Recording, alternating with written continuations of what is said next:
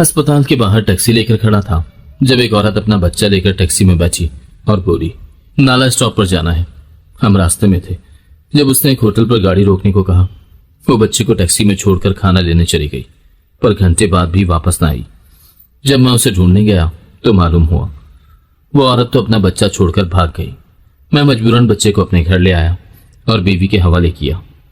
बीवी ने जो ही बच्चे की चादर खोली तो चीख पड़ी। जान तो मेरी भी निकलने लगी जब, डॉक्टर साहब मेरा बच्चा बच तो जाएगा ना? मैंने बड़ी आस और उम्मीद से नजरें डॉक्टर के चेहरे पर जमाई। अल्लाह बेहतर करेगा, आप दुआ करें, हम तो सिर्फ कोशिश ही कर सकते हैं। जिंदगी और मौत खुदा के हाथ में है। डॉक्टर मुझे तसल्ली देता कमरे में गायब हो गया। मैं ढीले कदमों से तस्बीह पढ़ता अपनी बीवी के पास जाकर बैठ गया। क्या कहा डॉक्टर ने?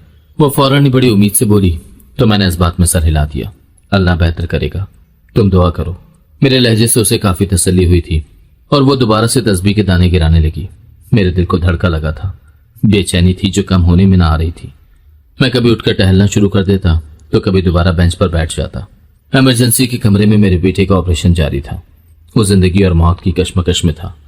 ये एक बड़ी सर्जरी थी जिसके इलाज के लिए मैंने बड़े जतन करके पैसा हासिल किया था।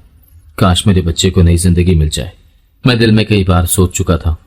हमारे आगे आने वाली जिंदगी हमारे बच्चे की जिंदगी पर मोहित थी। सर्जरी कई घंटे जारी रही। बिलाखिर डॉक्टर अपनी सब टोपी उतारता इमरजेंसी के कमरे से बाहर निकला तो मैं और मेरी बीवी जल्दी से उसके जानिब बढ़े। मुझे अफसोस है हम आपके बच्चे को नई जिंदगी न दे सके। वो अफसोस से मेरे कंधे पर हाथ रखता मुझे तसल्ली देता जा चुका था। मैं खुद पर जब्त करता साकत खड़ा रह गया था। मुझे अपनी बीवी की दबी दबी सिसकियां साफ सुनाई दे रही थीं। वो मुंह पर दुपट्टे का पल्लू रखे अपनी चीखों को दबाने की कोशिश कर रही थी। मेरा नाम कयूम है। मैं एक ड्राइवर था। मेरे अब्बा एक बड़े बंगले में चौकीदारी का काम किया करते। अब्बा चाहते थे कि मैं कुछ पढ़ लिख जाऊं ताकि उनकी तरह मुझे यूं लोगों के घर की चौकीदारी न करनी पड़े। मैं भी यही चाहता था। मैंने मैट्रिक का इम्तिहान पास किया तो अब्बा की तबीयत खराब रहने लगी। वो काम के दौरान कमजोरी और नकाहत से बेहोश हो जाते। मालिक का कहना था कि अब तुम अपनी जगह अपने बेटे को भेज दिया करो। अब ये चौकीदारी करना तुम्हारे बस की बात नहीं रही। अब्बा नहीं चाहते थे कि वो मुझे पढ़ाई छुड़वाकर काम पर लगा दें, मगर मालिक अब अब्बा को रखने को तैयार न था। वो अब्बा की जगह पर किसी को भी रख सकता था, मगर वो अब्बा के ख्याल की वजह से ही उनकी जगह उनके बेटे को नौकरी देना चाहता था ताकि अब्बा को माली मुश्किलात का सामना न करना पड़े। मैं भी अब्बा की हालत के पेश नज़र काम करने को तैयार था। अब्बा ने मुझसे वादा लिया था कि मैं साथ साथ अपनी पढ़ाई भी जारी रखूंगा। मुझे अब्बा की जगह नौकरी करते तकरीबन 1 साल हो गया था। तभी साहब को अपनी बेटी के लिए ड्राइवर की जरूरत पड़ी। मुझे ड्राइविंग करनी तो ना आती थी, मगर मुझे ड्राइविंग करने का बेहद शौक था। साहब को जल्द ही एक ड्राइवर मिल गया तो उन्होंने उसे नौकरी पर रख लिया। मेरे अंदर ड्राइविंग सीखने का शौक बेदार हो चुका था। मैं फारिग वक्त में उस ड्राइवर से गाड़ी चलाने के बारे में पूछता रहता। मैंने उसे बता दिया था कि मुझे गाड़ी चलाने का बहुत शौक है। उसने मुझे गाड़ी चलाना सिखाने का वादा भी कर लिया और जल्द ही अपने वादे पर पूरा उतरा। मैंने चंद महीनों में ही गाड़ी चलाना सीख लिया। उस बंगले में तो ड्राइवर की जरूरत न थी, मगर मुझे जल्द ही उससे भी बड़े बंगले में नौकरी मिल गई और मैं चौकीदारी की नौकरी छोड़कर ड्राइवरी करने लगा। यहाँ तनख्वाह भी अच्छी थी और सहूलियात भी ज्यादा थी। मैं अब बस अपनी तालीम जारी रखने का वादा ना निभा सका। मेरी तालीम अधूरी रह गई, मगर मेरी तनख्वाह बढ़ गई थी। मैं नौकरी से आने के बाद रात गए किराए की गाड़ी चलाकर ज्यादा पैसे भी कमा लिया करता। अम्मा अब्बा को मेरी शादी की फिक्र लाहक हुई तो वो सरगर्म हो गए।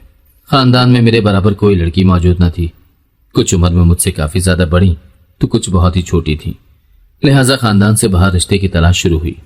खानदान से बाहर लड़की ढूंढना जहां एक मुश्किल मरहला था, वहीं अम्मा अब्बा का दिल किसी भी गैर खानदान के लिए राजी न होता। पूरे शहर की खाक छान लेने के बाद अम्मा अब्बा को मेरे मोहल्ले में रहने वाली खाला सलमा की बेटी इफ़्फ़त पसंद आई। इफ़्फ़त में वो सारी खूबियां मौजूद थी जो एक अच्छी बहू में होनी चाहिए। अम्मा अब्बा ने रिश्ता तय करने में देर न की और जल्द ही शादी की तारीख तय कर दी और यूं इफ़्फ़त रुखसत होकर मेरी जिंदगी में चली आई। इफ़्फ़त के आने से मेरी जिंदगी में काफी तब्दीली रोनुमा हुई थी। वो एक सलीका शुआर और समझदार लड़की थी। ना तो उसकी ज्यादा ख्वाहिशात थी और ना ही कोई हसरतें। उसने अम्मा अब्बा को आते ही अपना गर्विदा बना लिया था। अम्मा अब्बा जैसी बहू सोचकर लाए थे वो वैसी ही निकली थी। मैं भी उसे देखता ही रह जाता। वो इतनी समझदारी की बातें करती कि मैं घंटों सुनता रहता। शायद वो मुझसे ज्यादा पढ़ी लिखी थी, इसीलिए उसमें समझ और अकल भी ज्यादा थी, जिस पर मुझे हैरत थी। وہ یہ کہ اس کا ایمان بہت مضبوط تھا.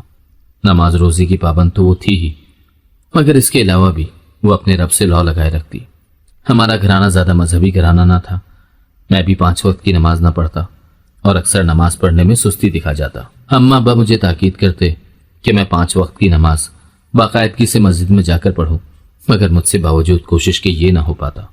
جب سے عفت گھر آئی تھی، آہستہ آہستہ اس کو دیکھ کر میں خود بھی 5 وقت کی نماز کا عادی ہوتا چلا گیا. اس نے غیر محسوس طریقے سے مجھے نماز کی طرف ایسا راغب کیا کہ اب میں نماز نہ پڑھتا تو مجھے خود بے چینی ہونے لگتی. میں کام کے دوران بھی اذان سنتے ہی سارے کام چھوڑ کر نماز کے لیے اٹھ کھڑا ہوتا. اتنی بڑی تبدیلی صرف عفت کی بدولت ممکن تھی کہ اللہ نے مجھے بھی ہدایت دے دی تھی. میں جس بنگلے میں نوکری کرتا، وہاں کے صاحب چاہتے تھے کہ میں ان کے گھر ہی سرونٹ کوارٹر میں قیام کر لوں اور اپنی بیوی کو بھی وہیں لے آؤں. میرے وجود سے ان کو کافی ڈھارس رہتی، مگر اماں ابا کو اس عمر میں کیسے اکیلا چھوڑ دیتا. میں ان کی اکلوتی اولاد اور بڑھاپے کا سہارا تھا. میرے صاحب کا نام مستقیم تھا. ان کے 2 بیٹے اور 1 بیٹی تھی، مگر صاحب کے دونوں بیٹے ہی ملک سے باہر ہوتے اور یہاں پر صرف 1 بیٹی ہی ان کے ساتھ رہتی. صاحب اپنی بیوی کی موت سے بہت اکیلے پڑ گئے. چونکہ بیگم صاحبہ کی بیماری کے دوران میں ہی ان کو اسپتال لے جاتا اور وہیں ٹھہرتا، لہٰذا صاحب مجھ سے کافی قریب ہو گئے تھے. وہ مجھ سے اپنے دل کی بات بھی کر لیتے اور دکھ سکھ بھی بانٹ لیتے. میں ان کی باتیں سن کر ان کو اپنی طرف سے تسلی دے دیتا. ان کے بیٹوں کے پاس تو اتنی فرصت نہ تھی کہ وہ باپ کو روزانہ فون کر لیں.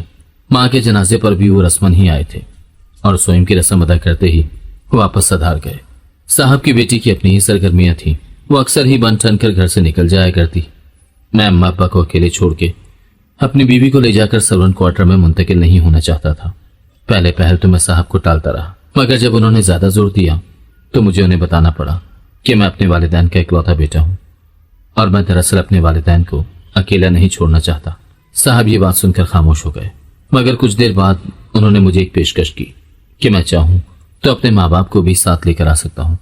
ان کا سرونٹ کوارٹر پورے کا پورا ہی خالی تھا اور وہاں پر کوئی اور آباد نہیں تھا. وہاں 2 کمرے تھے، جس میں سے ایک کمرے میں میرے ماں باپ اور ایک میں اپنی بیوی سمیت رہ سکتا تھا. میں صاحب کی پیشکش سن کر کچھ حیران ہوا، کیونکہ وہ مجھے اتنی بڑی پیشکش دے رہے تھے. میں نے اپنے اماں ابا سے اس بارے میں بات کی تو اماں ابا بھی راضی ہو گئے. ابا کا کام تو ویسے ہی کب کا ختم ہو چکا تھا اور وہ یہاں رہے یا وہاں بات تو ایک ہی تھی. میں ابا کا گھر کرائے پہ چڑھا کر اپنی بیوی اور ماں سمیت صاحب کے بنگلے کے سرونٹ کوارٹر میں شفٹ ہو گیا. میں صاحب جی کے اور بھی قریب ہوتا گیا. وہ جہاں بھی جاتے مجھے ہی ساتھ لے کر جاتے اور اگر گھر میں بیمار پڑ جاتے تو میں ان کی تیمارداری کے لیے وہاں موجود رہتا. میں ان کا سودا سلف بھی لا دیا کرتا. صاحب جی مجھ پر کافی اعتبار کرنے لگے تھے. ایک دن صاحب کی طبیعت کافی خراب تھی. وہ گھر سے باہر کسی کام کے لیے نہ نکلے اور باہر کے کاموں کے لیے انہوں نے مجھے اکیلے ہی بھیج دیا. شام کو انہوں نے مجھے فون کر کے دوائیاں لانے کا کہا تو میں ان کی دوائیاں لینے چلا گیا. میں جو ہی ان کو دوا دینے کے لیے گھر میں داخل ہوا، مجھے صاحب کی بیٹی کی تیز تیز بولنے کی آواز سنائی دی. میں آپ کو بتا چکی ہوں بابا، میں شادی کروں گی تو صرف حسن سے، اس کے علاوہ میں کسی اور کا سوچ بھی نہیں سکتی. مگر روزینہ وہ ہمارے دشمنوں میں شامل ہیں اور میں تمہیں ہرگز اجازت نہیں دوں گا کہ تم ہمارے دشمن کی بیٹے سے جا کر شادی کرو. دشمن آپ کے ہیں بابا، میرے نہیں. وہ اماں کے رشتہ داروں میں سے ہیں اور میں آپ کی ذاتی دشمنی کے پیچھے اپنی محبت کی قربانی نہیں دے سکتی.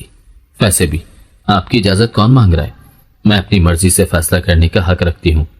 یہ مت بھولو کہ میں تمہارا باپ ہوں اور تم میری مرضی کے بغیر شادی نہیں کر سکتی. صاحب جی نے آخری کوشش کی تھی، مگر ان کی آواز میں مایوسی میں پہلے ہی دیکھ چکا تھا. آپ نے میری ماں کے ساتھ جو سلوک کیا تھا، اس کے بعد آپ مجھ سے امید نہ رکھیں کہ میں آپ کی بات مان کر اپنی زندگی برباد کروں گی. مجھے میری زندگی کا فیصلہ کرنے سے مت روکیں. خوشیوں پر میرا بھی حق ہے. میں نے ساری زندگی تنہائی برداشت کی ہے. اماں کی موت کے بعد میں کس قدر اکیلی ہوں، آپ کو اس کا اندازہ بھی ہے. وہ چیختی چلاتی کھٹ کھٹ کرتی تیزی سے باہر نکلی تو مجھے باہر کھڑے دیکھ کر چونک گئی اور پھر سر جھٹک کر آگے بڑھ گئی، جبکہ میں کچھ الجھتا ہوا دروازہ کھٹکھٹا کر صاحب کے کمرے میں داخل ہو گیا.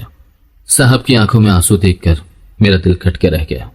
صاحب، میں آپ کی دوائی لے آیا ہوں.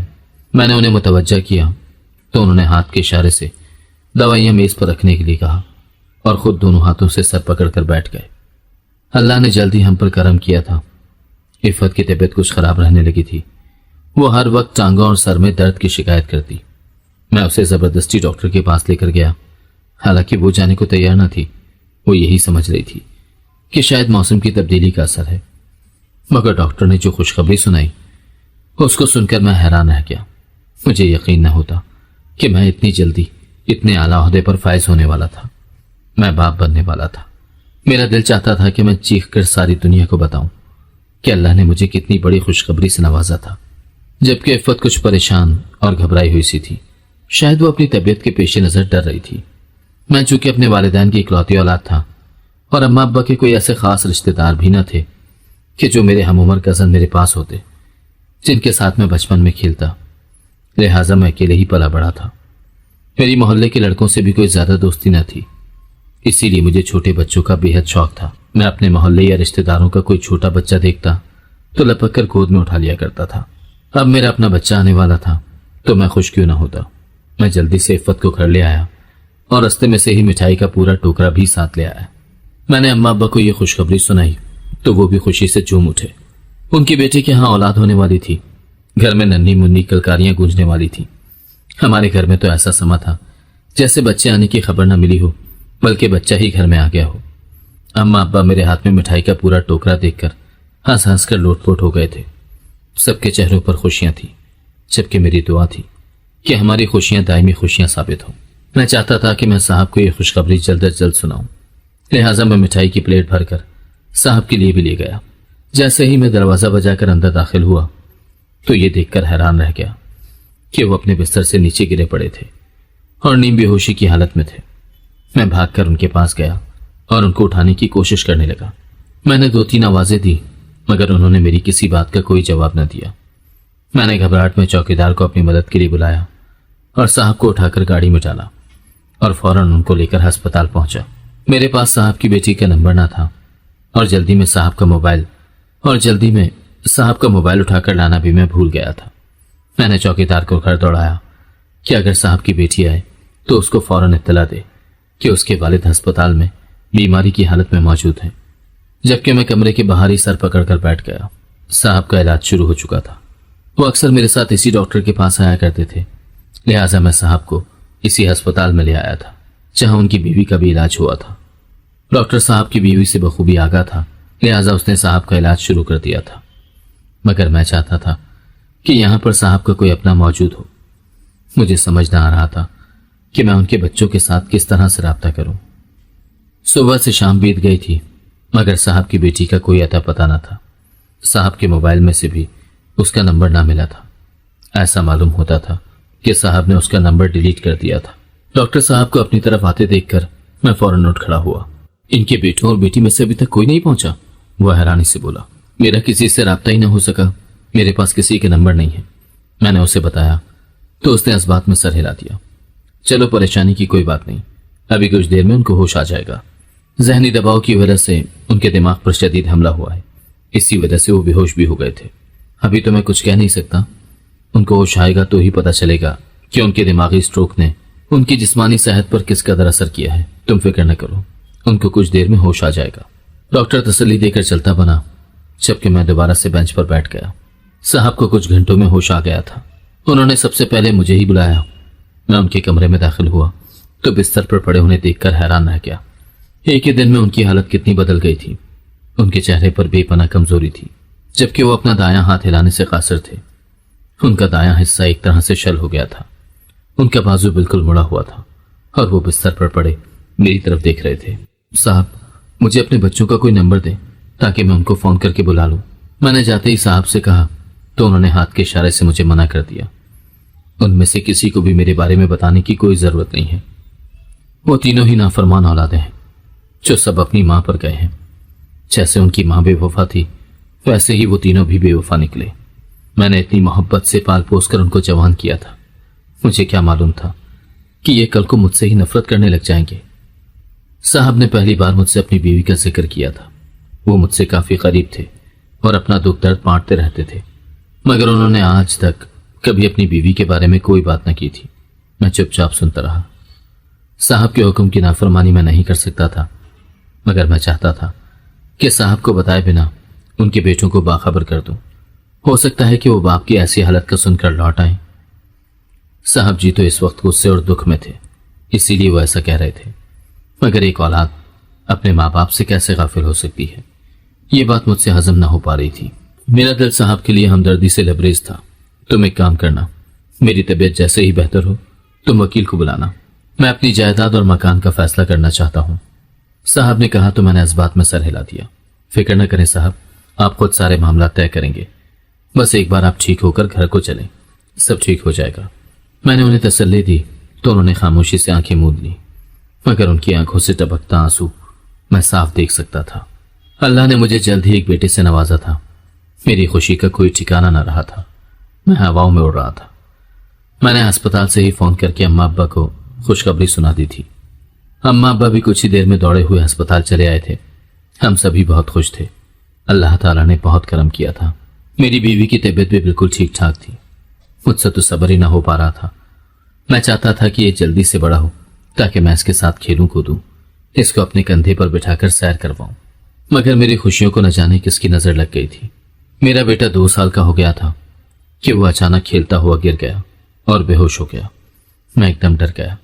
میں فوراً اس کو لے کر ہسپتال بھاگا۔ ڈاکٹر نے اس کا مکمل معائنہ کیا تو ڈاکٹر نے روح فرسا خبر سنا دی، تمہارے بیٹے کے دل میں سوراخ ہے، اس کی سرجری کرنا ہوگی۔ سرجری کے علاوہ کوئی اور علاج موجود نہیں ہے، تاہم ابھی اس کو کچھ اور بڑا ہو لینے دو، تب تک تم باقاعدگی سے دوا استعمال کرو۔ یہ خبر سن کر میں صدمے سے دوچار ہو گیا۔ مجھے یقین نہ ہوتا کہ میرا بیٹا اس قدر بیمار تھا۔ اس کے دل میں پیدائشی سوراخ تھا، مگر ہمیں ہی معلوم نہ ہوا تھا۔ ڈاکٹر نے ہمیں ڈھیروں دوائیوں کے ساتھ رخصت کر دیا اور میں بوجھل دل کے ساتھ اپنے بیٹے کو لیے ہسپتال سے گھر چلا آیا۔ میری زندگی کا محور میرا بیٹا ہی تھا، میں اس کی زندگی کے لیے کچھ بھی کر سکتا تھا۔ مجھے اپنے بیٹے کی بیماری کے بارے میں صاحب کو اطلاع دینے کا موقع ہی نہ ملا۔ میں اس قدر دکھی تھا کہ 2 دن تک اپنے کمرے سے ہی نہ نکلا اور اپنے بچے کو گود میں لیے بیٹھا رہا۔ صاحب نے بھی مجھے نہ بلایا۔ میں اپنے بچے سے جدا ہونے کا سوچ بھی نہ سکتا تھا۔ میں چاہتا تھا کہ میں کسی طرح اپنا دل نکال کے اپنے بچے کو لگا دوں، مگر ایسا ممکن نہ تھا۔ اگر ایسا ممکن ہوتا تو میں یہ کام سب سے پہلے کر گزرتا۔ تیسرے دن میں ہمت کر کے باہر نکلا تھا کہ صاحب کو جا کے اپنے بچے کی بیماری کے متعلق بتا سکوں، مگر مجھے یہ موقع ہی نہ مل سکا۔ صاحب اس دنیا میں نہیں رہے۔ چوکیدار نے مجھے اطلاع دی تو میں حیران نظروں سے اسے دیکھنے لگا۔ کل رات صاحب کی بیٹی آئی تھی، وہ صاحب کو ہسپتال لے گئی تھی۔ ان کی طبیعت بہت خراب تھی اور ابھی کچھ دیر پہلے ہی ان کے مرنے کی اطلاع آئی ہے۔ مجھے یقین ہی نہ ہوتا کہ صاحب ہمیں اتنی جلدی چھوڑ کر چلے گئے تھے۔ وہ کافی عرصے سے بیمار تھے، اب تو انہوں نے گھر سے نکلنا بالکل بند کر دیا تھا، اپنے کمرے میں ہی رہتے۔ ان کی بیٹی نے اپنی مرضی سے شادی کر لی اور اب وہ اپنے باپ کے جنازے پر آئی تھی۔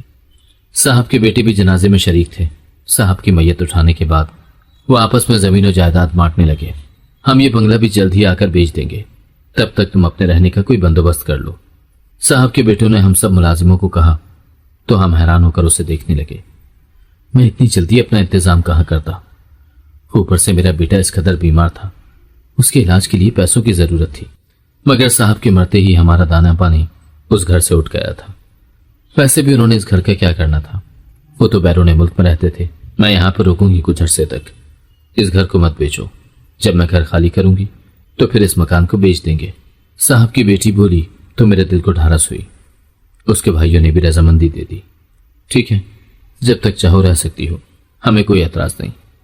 میں نے آس بھری نظروں سے صاحب کی بیٹی کی طرف دیکھا تھا کہ اسے اپنے ساتھ ملازموں کی ضرورت تو پڑے گی، تو شاید وہ ہمیں یہاں رہنے دے اور ہماری نوکریاں خطرے میں نہ پڑیں۔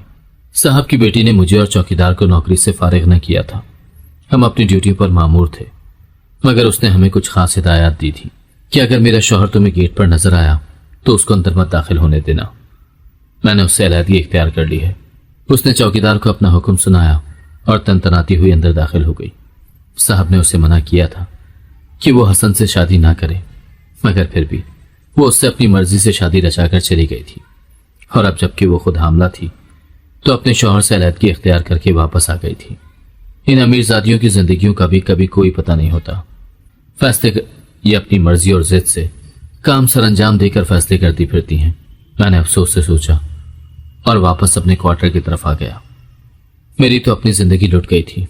ایک طرف اپنے بچے کی بیماری کا بے انتہا دکھ تھا، اوپر سے صاحب جی کی موت کا دکھ لاحق ہو گیا تھا۔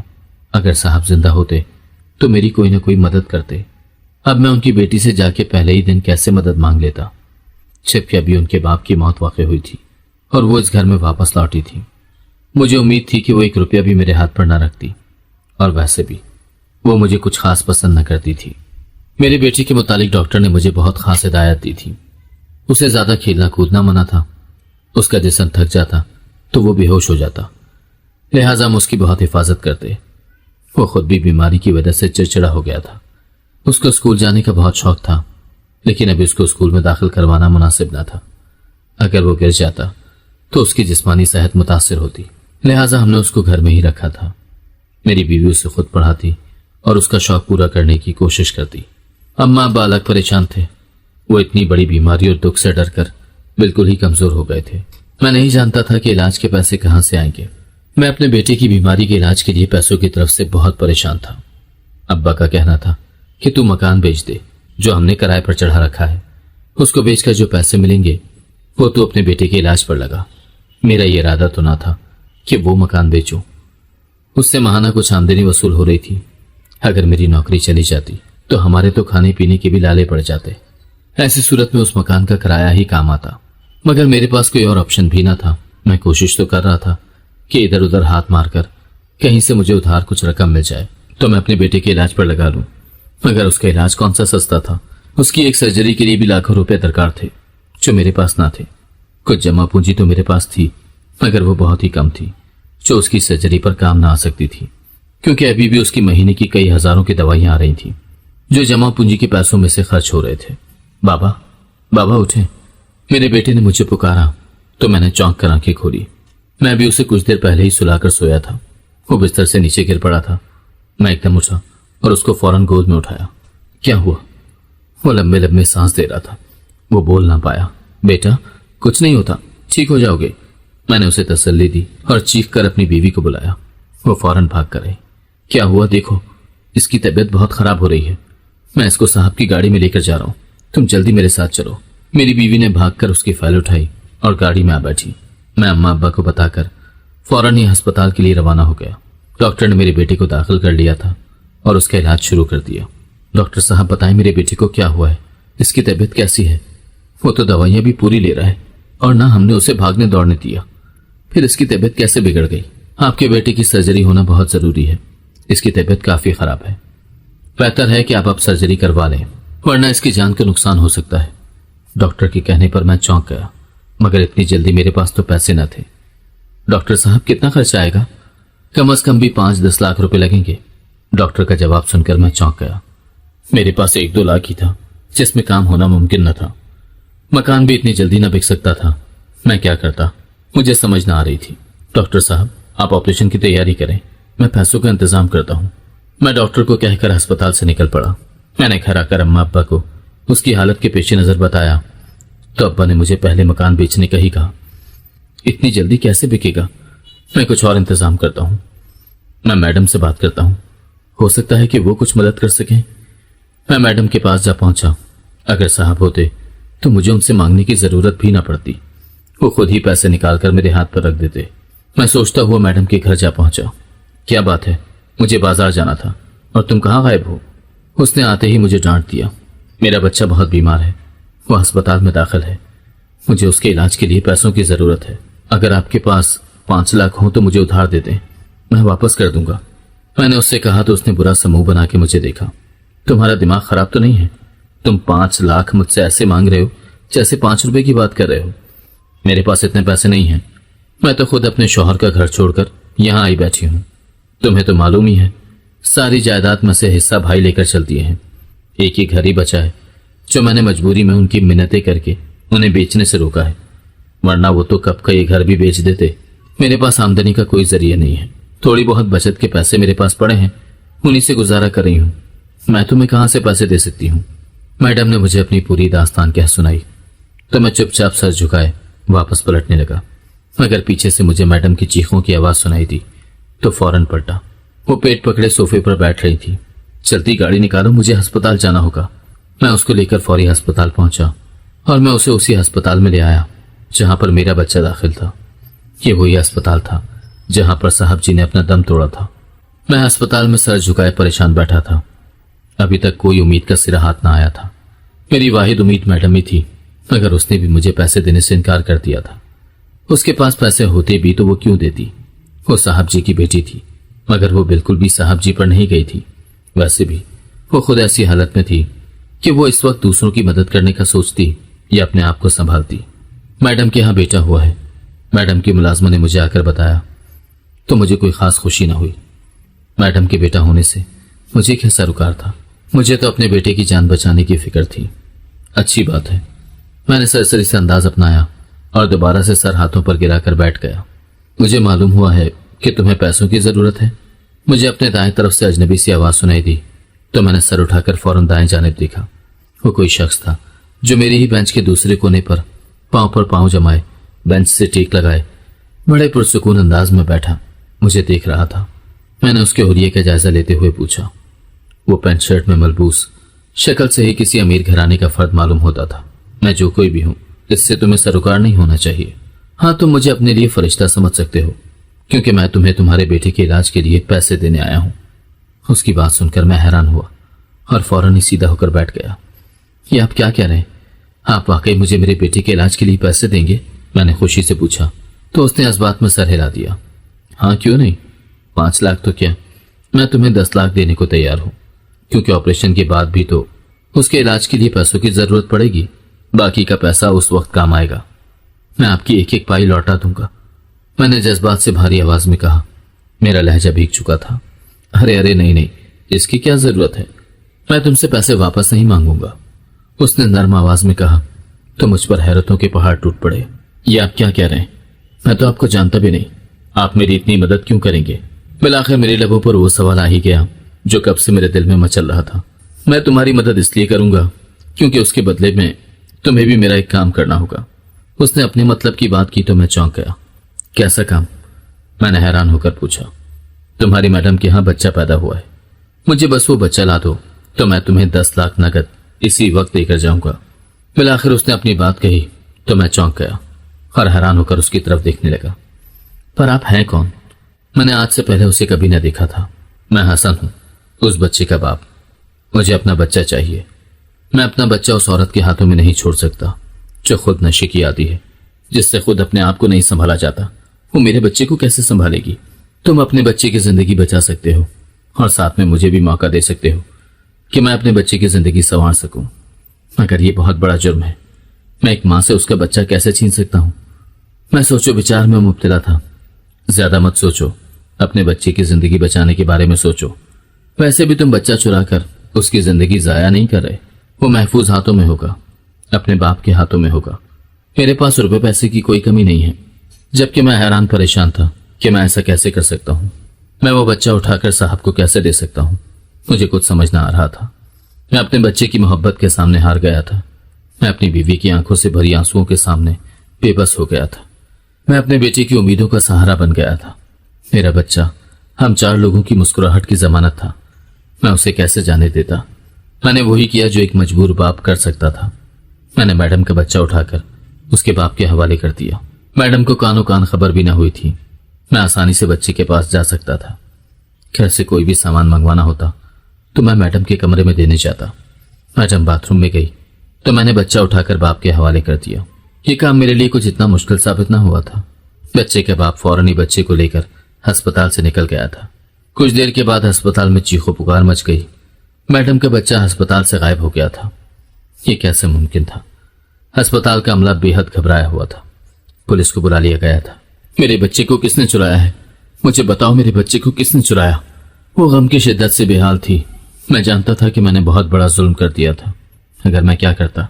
میرے پاس کوئی اور راستہ نہ تھا۔ میڈم کی چیخیں مجھ سے برداشت نہ ہوئی تو میں کمرے سے باہر نکل آیا۔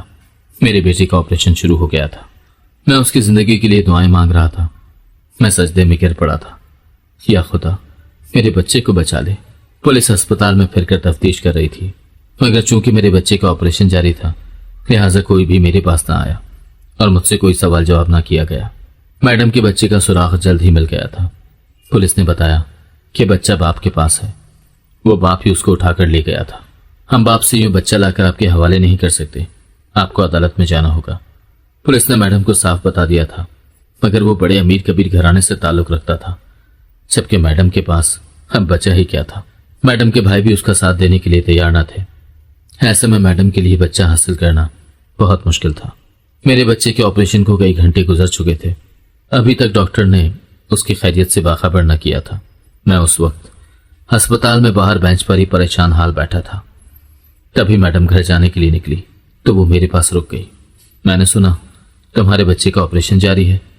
اس نے میری طرف دیکھے بنا پوچھا تو میں بینچ سے اٹھ کھڑا ہوا۔ میں اس کو کیا جواب دیتا؟ میں چپ چاپ کھڑا ہو گیا۔ اس نے میرے چہرے پر ایک گہری نظر ڈالی۔ تمہارے پاس آپریشن کے لیے پیسے کہاں سے آئے؟ اس کا سوال سن کر مجھ پر گھڑوں پانی پڑ گیا۔ میرے پاس اس کے کسی سوال کا کوئی جواب نہ تھا۔ وہ کچھ لمحے میرے چہرے کو تکتی رہی، جبکہ میں نے سر جھکا لیا تو وہ آگے بڑھ گئی۔ سرجری کامیاب نہ رہی تھی۔ ڈاکٹر نے 48 گھنٹوں کے بعد میرے بیٹے کی موت کی خبر سنا دی۔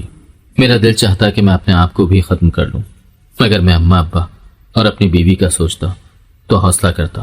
میری بیوی کا الگ رو رو کر برا حال تھا۔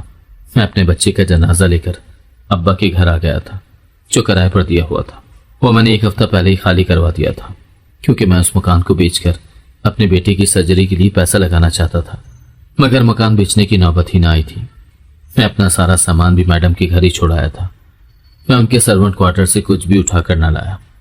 وہیں میرے بچے کے کپڑے، کھلونے اور ہر چیز موجود تھی۔ جب بچہ ہی نہ رہا تھا تو مجھے اس کی چیزوں کا کیا کرنا تھا؟ میں واپس مڑ کر ان کے گھر نہ گیا اور ابا کے گھر رہنے لگا۔ ہم سب کی خوشیاں ہم سے روٹ گئی تھیں۔ ہم میں سے کوئی بھی بچے کے غم سے نہ نکل پا رہا تھا، مگر زندگی گزارنے کے لیے حوصلہ کرنا ضروری تھا۔ ہم ایک دوسرے کو حوصلہ دیتے۔ وہ تو جنت کا پھول تھا، واپس چلا گیا۔ اللہ تعالیٰ اور دے دے گا۔ ابا مجھے تسلی دیتے اور ہماری پریشانی کم کرنے کی کوشش کرتے۔ اس آدمی نے جو مجھے رقم دی تھی، اس میں سے باقی پیسوں کی میں نے ایک ٹیکسی خرید لی۔ میں وہ ٹیکسی چلانے لگا، اس سے ہماری گزر بسر ہونے لگی۔ ایک دن میں ہسپتال کے باہر سواری کے انتظار میں کھڑا تھا، تبھی ایک خاتون اپنے بچے کو لے کر ٹیکسی میں سوار ہو گئی۔ اس نے مجھے نالا اسٹاپ پر چلنے کو کہا تو میں نے گاڑی چلا دی۔ راستے میں اس عورت نے مجھے گاڑی روکنے کے لیے کہا، آپ یہاں گاڑی روکیں، میں ذرا کھانا لے کر آؤں۔ وہ بولی تو میں نے گاڑی روک دی۔ وہ اپنا بچہ گاڑی میں ہی چھوڑ کر کھانا لینے کے لیے چلی گئی، مگر کافی دیر کے بعد بھی اس کی واپسی نہ ہوئی تو میں چونک گیا۔ وہ اپنے بچے کو چھوڑ کر بھاگ گئی تھی۔ میں ہوٹل کے اندر تک اس کی تلاش میں گیا، مگر وہ وہاں ہوتی تو مجھے دکھائی دیتی۔ وہ دوسرے دروازے سے نکل کر کب کی جا چکی تھی۔ مجبوراً میں ٹیکسی چلاتا ہوا گھر آ گیا اور بچہ نکال کر بیگم کے حوالے کر دیا۔ یہ کیا ہے؟ وہ حیرانی سے بولی۔ کوئی عورت ٹیکسی میں اپنا بچہ چھوڑ کر چلی گئی۔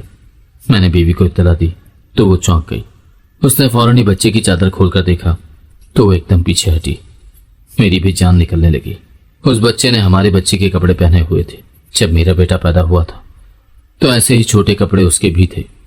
ہم اپنے بچے کا سارا سامان میڈم کے گھر چھوڑ کر چلے آئے تھے۔ اس کے تن پر وہی کپڑے تھے جب میرا بیٹا چھوٹا تھا تو وہ پہنتا تھا۔ میری بیگم نے اس کے تمام کپڑے سنبھال کر اسی میڈم کے سرونٹ کوارٹر میں رکھے تھے۔ اس کی کوئی بھی چیز کسی کو نہ دی تھی۔ اس کی موت کے بعد ہم لوگ واپس پلٹ کر گئے ہی نہ تھے۔ یہ سب کیا ہے؟ یہ کپڑے تو میرے بیٹے کے ہیں۔ کیا اللہ نے ہمیں اپنا بیٹا واپس لوٹا دیا ہے؟ میری بیوی کی آنکھیں جب گانے لگیں تو میں نے حیرانی سے دیکھا۔ یہ کیا بات کر رہی ہو تم؟ یہ ہمارا بچہ نہیں ہے۔ تبھی دروازے پر دستک کی آواز سن کر میں چونک گیا۔ میں نے آگے بڑھ کر دروازہ کھولا تو سامنے پولیس موجود تھی۔ تم ہسپتال سے بچے کو چرا کر لائے ہو۔ پولیس نے اندر داخل ہو کر مجھے گریبان سے پکڑ لیا۔ یہ آپ کیا کہہ رہے ہیں؟ میں بچہ کیوں چراؤں گا؟ تبھی مجھے پولیس کے پیچھے وہی عورت دکھائی دی تھی جو ٹیکسی میں سوار تھی۔ یہی میرا بچہ ہے، اس نے لپک کر اپنے بچے کو اٹھا لیا۔ یہ آدمی بچہ چرا کر لایا ہے۔ میں نے اس کو ہسپتال میں اپنے کمرے میں داخل ہوتے دیکھا تھا۔ اس نے مجھے کوئی بے ہوشی کی دوا پلائی اور میرا بچہ اٹھا کر لے آیا۔ یہ جھوٹ بول رہی ہے۔ یہ خود میری ٹیکسی میں بچہ چھوڑ کر گئی تھی۔ تمہارا دماغ تو خراب نہیں ہو گیا؟ میں اپنا بچہ چھوڑ کر کیوں جاؤں گی؟ وہ پولیس کے سامنے صاف مکر گئی اور مجھ پر جھوٹا الزام لگا دیا۔ مجھ پر تو حیرتوں کے پہاڑ ٹوٹ پڑے۔ پولیس مجھے گریبان سے پکڑ کر گھسیٹتی ہوئی لے جانے لگی۔ میری بیوی اور اماں ابا بھی کمرے سے نکل کر میرے پیچھے بھاگے تھے۔ آپ کہاں لے جا رہے ہیں میرے بیٹے کو؟ ابا نے پولیس والے کی منت کر کے اسے روکا۔ اور بابا جی، بچہ چرایا ہے ہسپتال سے تمہارے بیٹے نے، پولیس کا ایک آدمی تنزن بولا تھا۔ نہیں ابا، میں نے ایسا کچھ نہیں کیا۔ میں نے ابا کو صفائی دینے کی کوشش کی۔ تھانے دار صاحب، میں نے اپنے بچے کی ایسی تربیت نہیں کی کہ یہ ایسا کوئی جرم کرے۔ ابا میری صفائی میں بولے تھے، مگر آپ کے بیٹے نے تو میرا بچہ بھی ہسپتال سے چرایا تھا اور اس کے بدلے 10 لاکھ روپے کی رقم نقد حاصل کی تھی۔ دروازے سے اندر داخل ہوتی میرے صاحب کی بیٹی بولی تو میں حیران ہو کر اسے دیکھنے لگا۔ اماں ابا بھی چونک گئے۔ تم کون ہو بیٹی؟ اماں آگے بڑھ کر بولی تو وہ میرے سامنے آ کر سینے پر ہاتھ لپیٹ کر کھڑی ہو گئی۔ آپ کا بیٹا مجھے اچھی طرح جانتا ہے، میں کون ہوں۔ جس تھالی میں کھایا اسی میں چھید کیا، نمک کھا کر نمک حرامی کی، میرا ہی بچہ چرا کر بیچ دیا۔ وہ طنز پر طنز مار رہی تھی، جبکہ میں شرمندگی سے نظریں اٹھانے کے قابل بھی نہ تھا۔ میں بھلا اماں ابا کے سامنے کیا جواب دیتا؟ یہ کیا بات کر رہی ہے؟ ابا نے مجھ سے پوچھا۔ یہ عورت بھی تم پر بچہ چوری کرنے کا الزام لگا رہی ہے۔ ابا میں سچ کہہ رہا ہوں، میں نے اس عورت کا بچہ نہیں چرایا۔ یہ عورت خود ہی ٹیکسی میں بچہ رکھ کر گئی تھی۔ میں نے ایک بار پھر وہی کچھ کہا جو پہلے کہہ چکا تھا۔ اچھا، اور میرے بچے کے بارے میں کیا کہو گے؟ تم نے میرا بچہ بھی نہ چرایا تھا؟ میڈم بولی تو مجھ پر گھڑوں پانی پڑ گیا۔ میں اس قدر شرمندہ تھا کہ کچھ بھی کہنے کے قابل نہیں تھا۔ ہاں، میں نے میڈم کا بچہ چرایا تھا۔ میں نے اپنے بیٹے کی زندگی بچانے کے لیے میڈم کا بچہ چرا کر 10 لاکھ میں ان کے شوہر کو بیچ دیا۔ اس نے مجھے اپنے بیٹے کے علاج کے لیے پیسے دیے تھے۔ میں نے کہا تو اماں ابا حیرت سے مجھے دیکھنے لگے، جبکہ میری بیوی عفت کے چہرے پر بھی بے یقینی تھی۔ یہ آپ کیا کہہ رہے ہیں؟ مگر آپ نے اپنے بچے کی زندگی بچانے کے لیے کسی اور کے بچے کی زندگی داؤ پر لگا دی؟ مجھے آپ سے ایسی امید نہ تھی۔ میری بیوی کے لہجے میں دکھ ہی دکھ تھا۔ مگر میں نے بچہ کسی اور کو نہیں دیا، اس کے باپ کو ہی دیا ہے۔ وہ چاہتا تھا کہ وہ بچے کو پالے اور اس کی پرورش کرے۔ پھر بھی اتنے چھوٹے بچے کو ماں سے جدا کرنا نہ صرف ماں کے ساتھ بلکہ بچے کے ساتھ بھی زیادتی ہے۔ مجھے یقین نہیں ہوتا کہ آپ نے ہمارے بیٹے کی زندگی بچانے کے لیے یہ سب کچھ کیا۔ میری بیوی کو میری اس حرکت پر یقین ہی نہ آ رہا تھا۔ تم اپنے منہ سے مان چکے ہو کہ تم نے بچہ چرایا تھا، تو پھر یہ بچہ بھی تم نے ہی چرایا ہوگا۔ سپاہی بولا تھا۔ نہیں انسپکٹر، یہ بچہ اس نے نہیں چرایا۔ یہ بچہ یہ عورت واقعی ٹیکسی میں چھوڑ کر چلی گئی تھی۔ میڈم نے سچ بتایا تھا۔ دراصل میں نے اس سے سچ اگلوانے اور اس کا جرم قبول کرنے کے لیے سب کچھ کیا تھا۔ یہ میری ملازمہ ہے اور یہ بچہ اسی ملازمہ کا ہے۔ اس شخص نے میرا بچہ چرایا تھا، مگر میرے پاس نہ تو کوئی ثبوت تھے اور نہ ہی کوئی گواہ۔ میرے شوہر نے مجھے بچے کی شکل تک نہ دیکھنے دی، کیونکہ وہ بہت اثر و رسوخ والا ہے۔ میں اپنے بچے کو دیکھنے کے لیے تڑپ رہی تھی، مگر مجھے معلوم ہو گیا تھا کہ میرے کمرے سے بچہ کون چرا سکتا ہے، لیکن میرے پاس اس کے خلاف کوئی ثبوت نہ تھے۔ اسی لیے میں نے یہ سب کیا تاکہ یہ اپنے جرم کی سزا پا سکے۔ میں اپنے شوہر کو تو اس کے جرم کی سزا نہیں دلوا سکتی، مگر اس شخص کو دلوا سکتی ہوں۔ آخر اس نے ہی میرا بچہ اٹھا کر اس تک پہنچایا تھا، ورنہ میں اسے اپنے کمرے میں بھی داخل نہ ہونے دیتی۔